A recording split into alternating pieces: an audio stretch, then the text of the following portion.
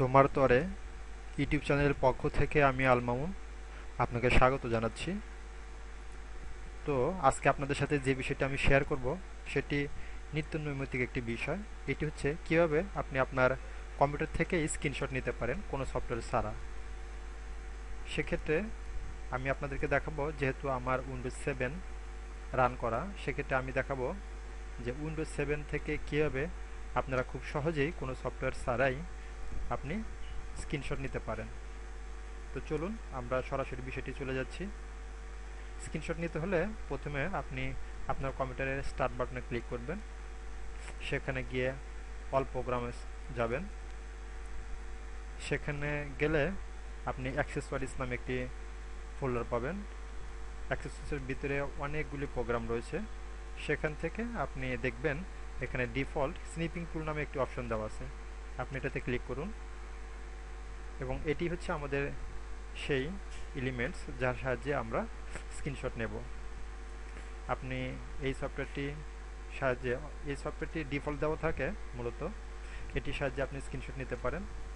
এখন আপনি একটু লক্ষ্য করুন, দেখুন এটাতে ক্লিক করার পরে পুরো স্ক্রিনটা ব্লার হয়ে গিয়েছে, অর্থাৎ স্ক্রিনশট নেওয়ার উপযোগী হয়েছে। আপনি এখন স্ক্রিনের যে অংশটুকু আপনি সিলেক্ট করতে চান, অর্থাৎ স্ক্রিনশট নিতে চান, জাস্ট সেই অংশটুকু সিলেক্ট করুন। আপনি একটু খেয়াল করুন, দেখেন এখানে একটু প্লাস চিহ্ন দেখাচ্ছে। এই প্লাস চিহ্ন আপনি যেখানে যে অংশটুকু আপনি সিলেক্ট করবেন সেই অংশটুকুই সিলেক্ট হবে।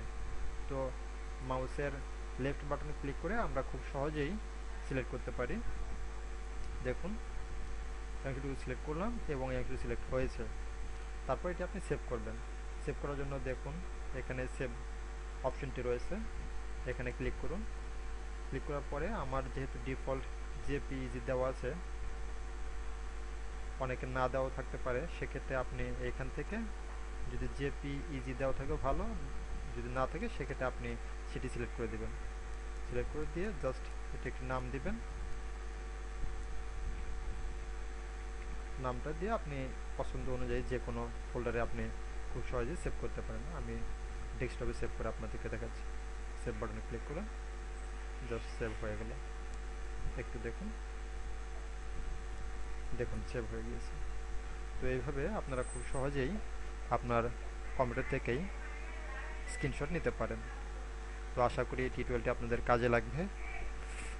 টিউটোরিয়ালটি আপনাদের কেমন লেগেছে তা আপনারা আমার ইউটিউব চ্যানেলে কমেন্টসের মাধ্যমে শেয়ার করতে পারেন।